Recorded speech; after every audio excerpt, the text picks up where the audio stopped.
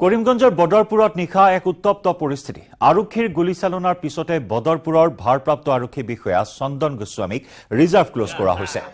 এজন আছামীক ধৰিবলৈ গৈ এজাই গুলীচালনা কৰিছিল অচি গোস্বামীয়ে। গুলীচালনাৰ পিছতে উত্তেজিত ৰাইজে থানা ঘেৰাও কৰি উত্তপ্ত পৰিস্থিতিৰ সৃষ্টি কৰে। ৰুহুল আমিন নামৰ এটা আছামীক ধৰিবলৈ গৈছিল আৰক্ষী। আৰক্ষীৰ সৈতে কাজিয়াত লিপ্ত হৈছিল ৰুহুল আমিন। একাংশ লোকে আৰক্ষীক বাধা প্ৰদান কৰিছিল, যাৰ বাবে পৰিস্থিতি যথেষ্ট উত্তপ্ত হৈ পৰে। বিভিন্ন সংখ্যালঘু নেতাৰ উপস্থিতিত ৰাজপথলৈ ওলাই আহে ৰাজপথ অৱৰোধ কৰি প্ৰতিবাদ সাব্যস্ত কৰে।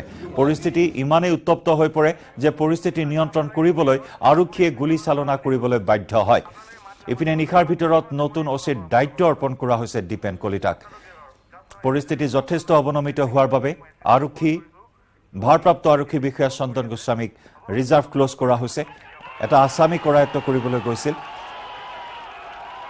কিন্তু আছামীক কৰায়ত্ব কৰাত বাধা প্ৰদান কৰিছিল একাংশ লোকে, যাক কেন্দ্ৰ কৰি তীব্ৰ সংঘাতৰ সূত্ৰপাত হয়।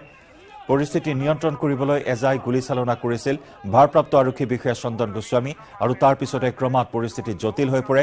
উত্তেজিত জনতাই পথ অৱৰোধৰ কাৰ্যসূচী, থানা ঘেৰাও কাৰ্যসূচী ৰূপায়ণ কৰে, আৰু অৱশেষত ৰিজাৰ্ভ ক্লোজ কৰা হ'ল ভাৰপ্ৰাপ্ত আৰক্ষী বিষয়া চন্দন গোস্বামীক।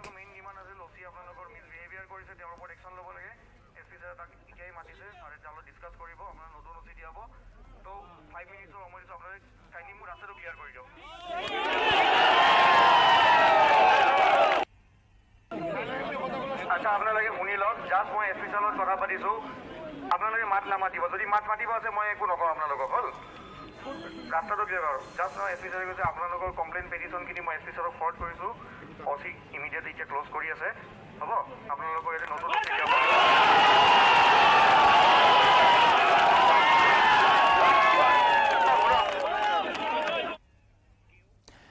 নেটৱৰ্ক 18ৰ ৰাইজিং ইণ্ডিয়াত অংশগ্ৰহণ কৰি ৰাহুল গান্ধী আৰু কংগ্ৰেছক ক্ষুদ্ধাৰ সমালোচনা কৰিলে কেন্দ্ৰীয় গৃহমন্ত্ৰী অমিত শ্বাহে। কি ক'লে কেন্দ্ৰীয় গৃহমন্ত্ৰীগৰাকীয়ে, শুনো আহক। हमारा जो कानून था वो कानून में एक प्रावधान था कि किसी भी व्यक्ति को अगर 2 साल की सजा होती है तो 3 महीने का समय उसको मिलेगा अपनी सजा को स्टे कराने के लिए। सजा को स्टे कराना और दोष को स्टे कराना दो अलग बात है। तो दोष को भी स्टे कराना है, सजा को भी स्टे कराना है जी। और हमारे कानून में प्रोविजन ही नहीं है कि जिस अदालत किसी भी व्यक्ति को 2 साल या उससे अधिक सजा करती है वो दोष पर रोक लगा सकती है। कन्विक्शन स्टे नहीं हो सकता जी, सेंटेंस हो सकता है। अब एक lily Thomas versus union of India का जजमेंट आया है 2013 में। उस जजमेंट में सुप्रीम कोर्ट ऑफ इंडिया ने तय कर दिया कि 3 महीने आपको नहीं मिलेंगे। क्यों देना है? चुने हुए प्रतिनिधि कोई विशेष प्रायोरिटी क्यों एंजॉय करे? जिस क्षण से आपको सजा होती है उसी क्षण से आपकी सदस्यता रद्द हो जानी चाहिए। ये सुप्रीम कोर्ट का वर्डिक्ट है, 2013 का है, जब राहुल जी की माता जी के नेतृत्व में यूपीए चलता था। हम तो दूर दूर तक नहीं थे। अब ये जजमेंट आने के बाद हम तो आज भी सुधारना नहीं चाहते जजमेंट को, मगर कांग्रेस सरकार सुधारना चाहती थी क्योंकि वो लालू जी को बचाना चाहती थी।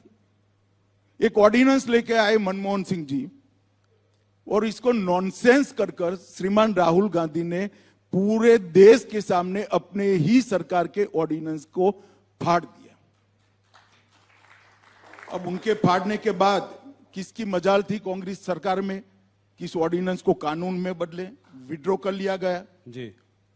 आज अगर वो कानून होता तो वो शायद बच जाते, इतनी हाई तौबा नहीं करनी पड़ती।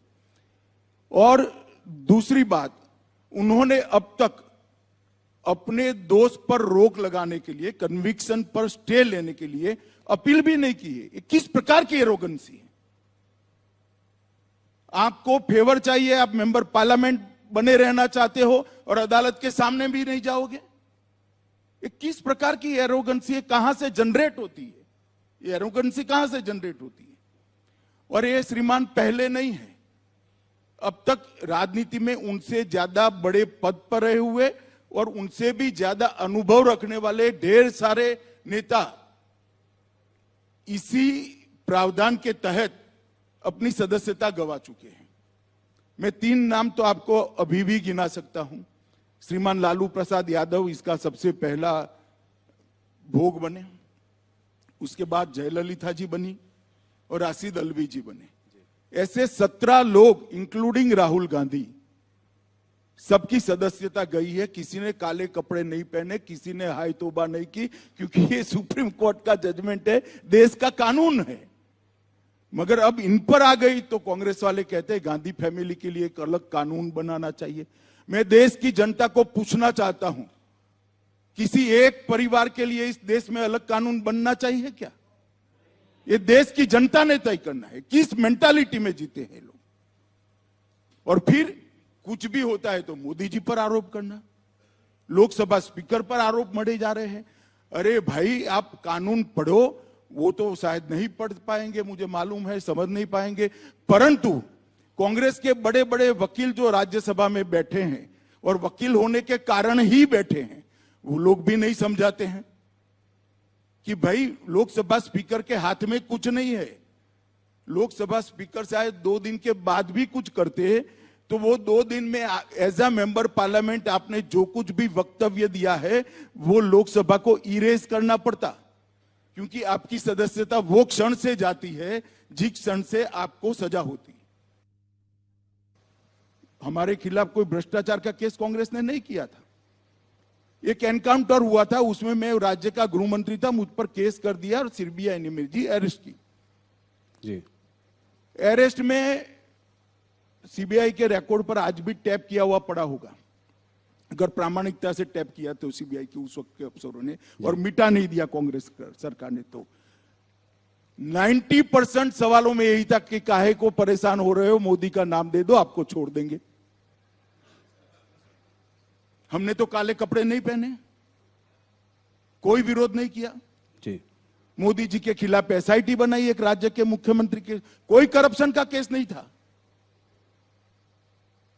दंगों में इन्वॉल्वमेंट का केस करा फर्जी टाइप का, जो अंत में सुप्रीम कोर्ट ने खारिज किया। हमने कोई हाई तौबा नहीं करी थी, कभी काले कपड़े पहनकर संसद को हमने जाम नहीं किया था भाई। और मैं बताता हूं नतीजा क्या आया।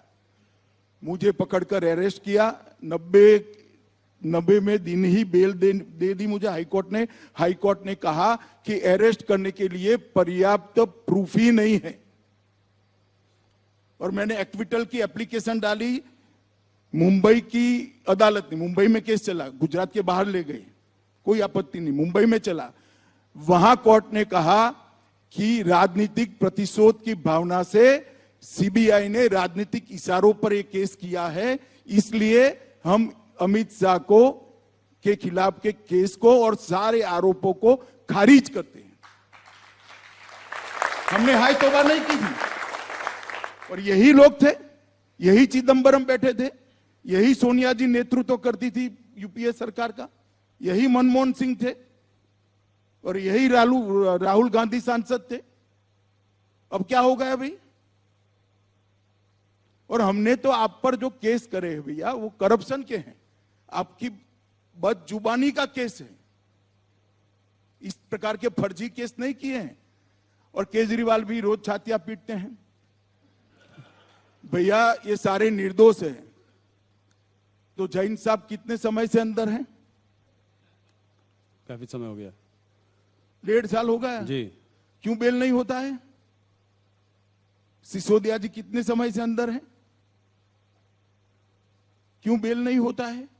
इस देश में अदालतें हैं भाई, सबने अपना केस लेकर अदालत के सामने जाना चाहिए। एजेंसियों के दुरुपयोग का आरोप करने की लिए मैं कांग्रेस के मित्रों को कहना चाहता हूं, एक उंगली किसी के खिलाफ करोगे तो 4 उंगली आपके खिलाफ आती है, ध्यान रखना। और इस देश की जनता ने आपके समय में सब कुछ देखा हुआ है, मगर हमने कभी भी ऐसे काले कपड़े पहनकर, काली पगड़ियां, काली धोती, काला कुर्ता पहनकर नहीं, रोड पर नहीं निकले हम। वही कानूनी मामला है, निर्दोष है तो कानून में श्रद्धा होनी चाहिए, कानून छोड़ देगा आपको। জাগিৰোডত নিশা চোৰাং গৰু জব্দ এখন বলেৰো বাহনৰ পৰা জব্দ কৰা হৈছে 6টাকৈ চোৰাং গৰু জাগিৰোড আৰক্ষীৰ অভিযানত উদ্ধাৰ গৰুকেইটা গাড়ীখন তালাচী চলোৱাৰ সময়তে পলায়ন কৰে চালকে জাগিৰোডৰ পৰা গুৱাহাটীৰ দিশে গৈ থকা অৱস্থাত জব্দ কৰে বাহনখন পুনৰ জনাইছো জাগিৰোডৰ পৰা গুৱাহাটী অভিমুখে আহি থকা অৱস্থাত জব্দ কৰা হয় এই বাহনখন 6টাকৈ চোৰাং গৰু সৰবৰাহ কৰিছিল অৱশ্যে আৰক্ষীয়ে অভিযান চলোৱাৰ উমান পাই ঘটনাস্থলীৰ পৰা পলায়ন কৰে বাহনখনৰ চালকে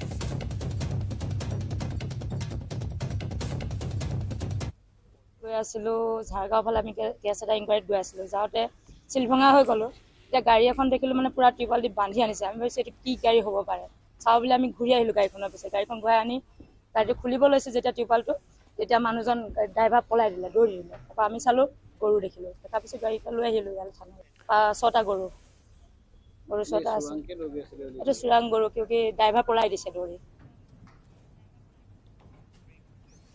পৰৱৰ্তী অংশলৈ যোৱাৰ পূৰ্বে দ্য মৰ্ণিং শ্ব'ত লৈছো আন এটি চমু বাণিজ্যিক বিৰতি